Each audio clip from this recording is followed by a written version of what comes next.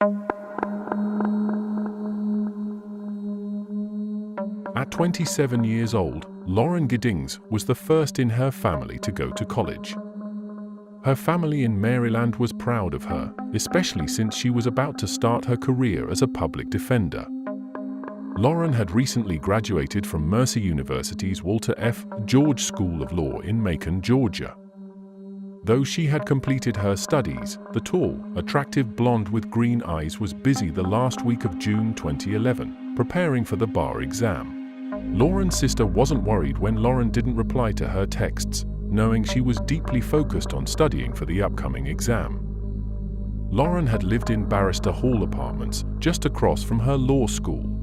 She adored the convenience of her apartment's location, yet she often shared with her sisters and classmates a nagging suspicion that someone had been inside her apartment when she wasn't there. Items seemed to be shifted or not quite how she left them, though she could never confirm her suspicions for certain. Over the last year, the idea of switching to a different apartment complex had crossed her mind due to these unsettling feelings, but the close proximity to her school made it difficult to let go of such a prime spot. Moreover, since she had recently graduated, she was already planning to relocate to Atlanta the upcoming Thursday, rendering the move unnecessary. On a sunny Saturday afternoon, Lauren spent time with friends, returning to her apartment as the evening set in. Late that night, she sent an email to a close friend, confessing her fear of staying alone in her apartment. Something felt off. Tragically, that email would be the last time anyone heard from her. As the days of the following week slipped by, Lauren's absence became alarming. Her friends tried calling her cell phone and even visited her apartment, knocking persistently, but there was no sign of her. Concern deepened when there was still no word after several days, prompting her friends to contact the police. Police met one of Lauren's classmates at her apartment to conduct a welfare check. They knocked on the door and peered through the windows, but the view was obscured and revealed little. From the outside, everything seemed untouched, with no signs of forced entry. The officers spoke briefly with a few neighbors who hadn't seen anything unusual. Concluding that Lauren wasn't home, the police reassured her friend, suggesting there was no immediate cause for alarm. They noted that Lauren's boyfriend, who worked as a lawyer in Atlanta, was currently in California, and they speculated that she might have decided to travel there to be with him. Lauren's classmate remained skeptical. Knowing Lauren as a very responsible and professional woman, it was out of character for her to just vanish without explanation, especially so close to her bar exam. Concerned, the classmate reached out to Lauren's sister, Caitlin, in Maryland. Caitlin hadn't heard from Lauren either, adding to the worry. Caitlin remembered that Lauren kept a spare key hidden under a potted plant on her balcony. She gave the classmate permission to use it to enter the apartment. Soon, several of Lauren's friends, along with the classmate, gathered at her apartment to retrieve the key and search the premises. Stephen McDaniel, who lived next door to Lauren and had been her classmate at law school, also joined in. Like Lauren, the 25-year-old McDaniel had just graduated and was preparing for his bar exam. Upon entering Lauren's apartment late Wednesday night, the group immediately noticed something amiss. A door jammer security bar, which Lauren typically positioned under the door handle for safety, was discarded next to the door. There were no signs of forced entry and, ominously, no trace of Lauren either. However, her personal belongings were untouched. Her cell phone, wallet, driver's license, passport, and car keys were all in place, and her car remained parked outside. This clearly indicated that she had not planned any trips, as she hadn't taken her essential items. Alarmed by these discoveries, Lauren's friends contacted the Macon police again to file a missing person report just before 2 a.m. Early Thursday morning, police commenced a thorough search of her apartment and the surrounding area, and began interviewing neighbors and classmates. The media quickly descended on the scene, eager to cover the unfolding mystery. Lauren's neighbor and fellow law school graduate, Stephen McDaniel, with his long, messy curls fluttering in the summer breeze, eagerly engaged with the reporters. Did you see her hang out with anyone at the time, anything like that?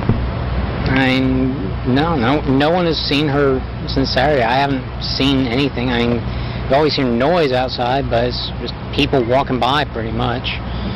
And she just recently graduated from Mercer? Yeah, she and I we were both JD students. We graduated back in May. What kind of person was she? I mean, what did you see? I mean, she's as nice as can be. I mean, very personable, very much a people person. Do you know any enemies she might have had, somebody that might want to hurt her? No, I mean, we don't know where she is. I mean, the only thing we can think is that maybe she went out running and someone snatched her. On camera, he speculated, the only thing we can think of is that maybe she went out running and someone snatched her. His hypothesis added a chilling possibility to the already tense atmosphere. Thursday morning brought a routine disturbance to Barrister Hall Apartments, the arrival of the garbage truck coinciding with garbage day. Scheduled for just after 9 a.m., the truck was delayed. Police vehicles obstructing its path to the trash cans prevented what would have been a typical collection. This inadvertent delay preserved what would soon be identified as a critical piece of evidence. By 9:40 a.m., a disturbing discovery shifted the course of the investigation. Police officers, alerted by a foul odor near the dumpsters, inspected a flip-top plastic garbage can. Upon tipping it over and sifting through its contents, they uncovered a horrifying sight, a black plastic garbage bag containing a female torso. The limbs and head had been meticulously severed, presenting a gruesome scene. At that moment, Stephen McDaniel was participating in a live television interview, discussing the search efforts for Lauren. As he described the areas they had combed through earlier that day, the reporter interjected with a question about the parking lot area, hinting at the discovery, "I think that's where they've recovered a body." Stephen's expression shifted to confusion, his face drained of color as he stuttered, "Body?" The reporter pressed on with more questions, but Stephen became visibly distressed, his eyes widening and his body beginning to sway. What about in the parking lot area? I know they've been doing a lot of, I think that's where they have recovered the body or whatever they recovered from there. Body? Had you seen anything there? Had you seen anything there? I mean, we don't know if this is the same person. You know what I mean? Like, they took out a body there earlier. We don't know if it's the same person or not. So that's how we're trying to ask people if they know who lived there. Are you okay, sir? I think I need to sit down. Okay. His reaction, captured live, added a chilling layer to the unfolding tragedy. Stephen stumbled a few feet away and sat on the curb in a daze. Several minutes later, he returned to the television camera in tears. Crying hysterically, he told reporters he wished he could have helped her. He stuttered and stammered for almost 10 minutes, saying that he wished he could have loaned her one of his guns. His performance, however, was a little over the top. It seemed overly extreme for someone that was only a neighbor and not a close friend. His interview caused investigators to take notice. Throughout the day, police interviewed Lauren's friends and neighbors individually. Stephen McDaniel's interview started at 11:50 a.m., and he offered to help in any way he could. Right away, however, detectives noticed he was nervous and fidgety. His anxiety was a tell. Stephen had a scratch on his face. When police asked him to remove his shirt, there was another scratch on his stomach. He claimed he must have scratched himself as he slept. During the questioning, Stephen also made an odd comment. He claimed he was a virgin, saving himself for marriage. Later in the day, the DNA from the torso had been compared to that of Lauren Giddings' mother, and it was a match. The missing person case had just become a homicide, and McDaniel became the prime suspect. Stephen McDaniel had just graduated with a law degree. There was no question that he knew his rights.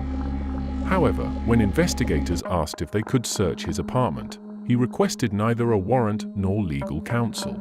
He simply agreed and led for investigators back to his apartment. Inside his apartment, police found an extensive collection of swords and guns. Stephen also had stockpiles of canned and dried foods and toilet paper, as if he were preparing for an apocalyptic lockdown. In a dresser drawer, police found a pair of women's underwear with holes cut into them, presumably so he could wear them as a mask. As detectives continued their search of his apartment, Stephen dripped sweat profusely and drank 10 bottles of water. Detectives were puzzled when they found condoms in his nightstand drawer. Just hours earlier, Stephen had professed that he was a virgin and was saving himself for marriage.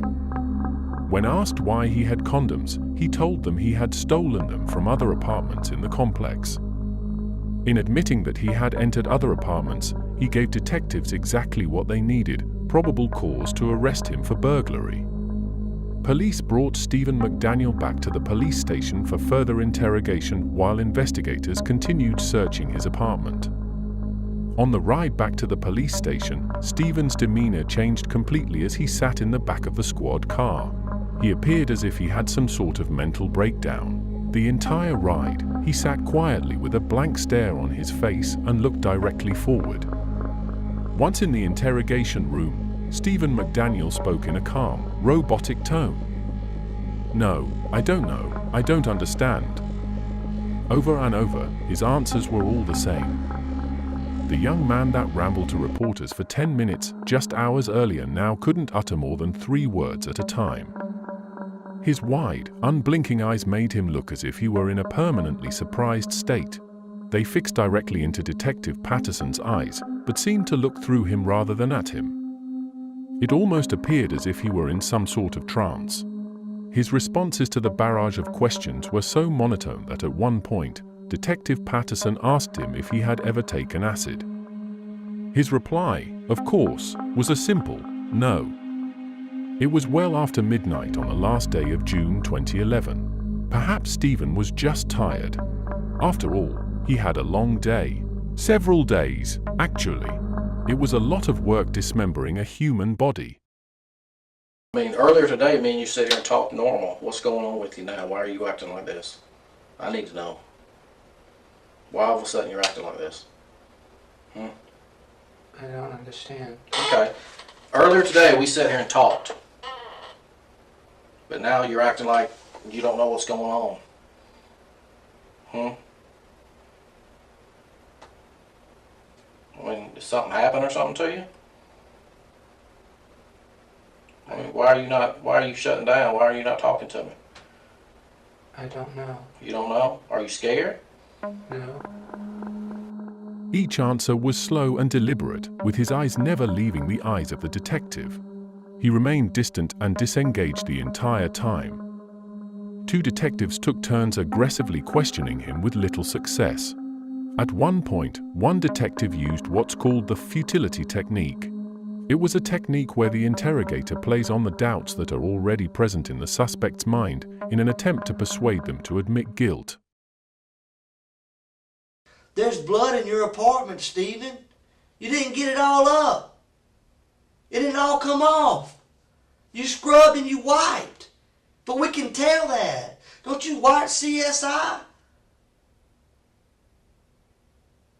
Yeah, we know it.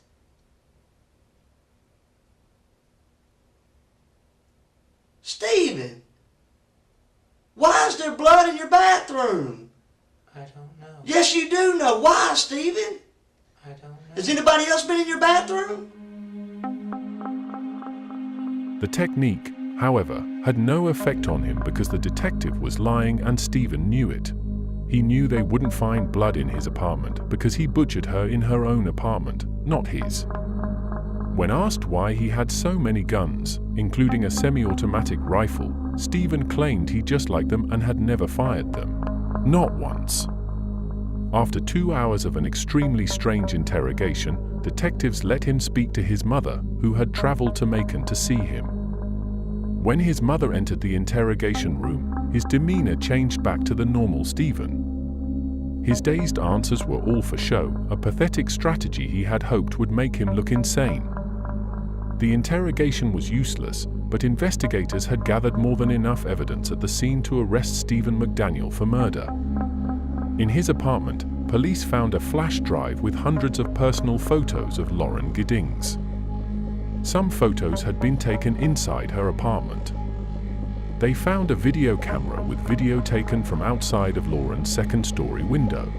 He had attached the video camera to the end of a 6-foot wooden pole.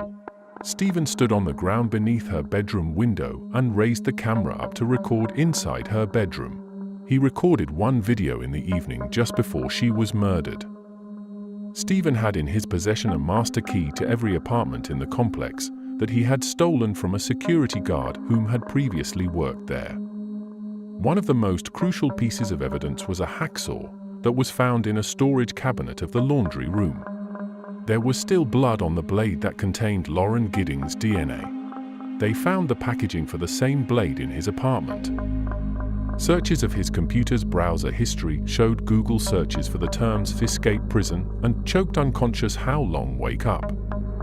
The searches were entered just minutes before Lauren was murdered.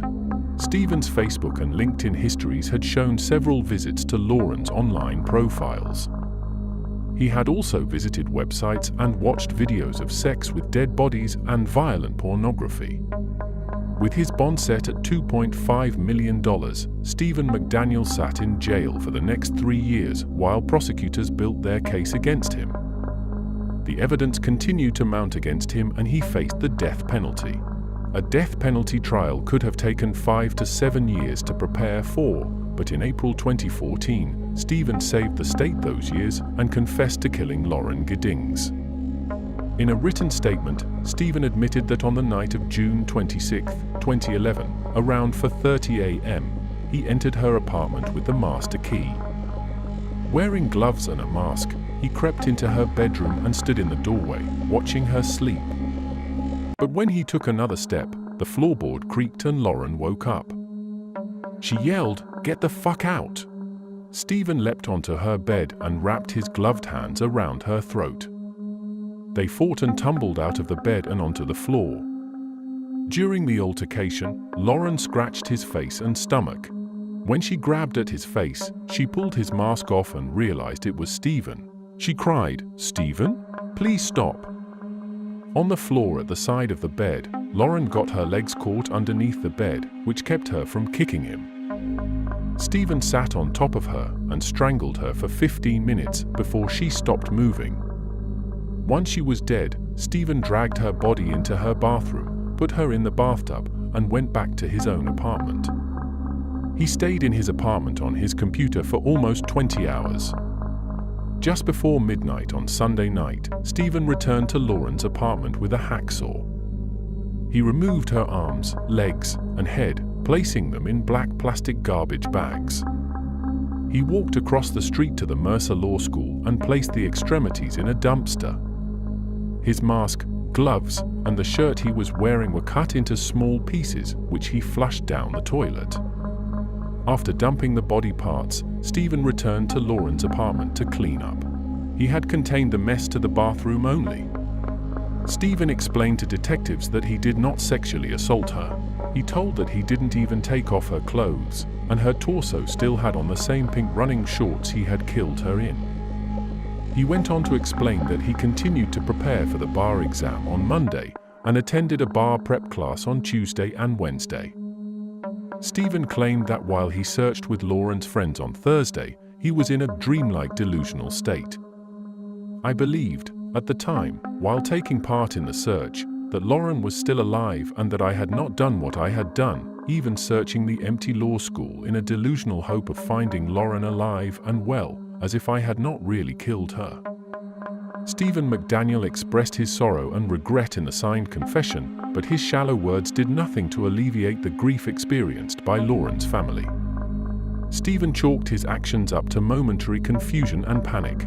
He claimed he never intended on killing her, but his calculated actions showed premeditation.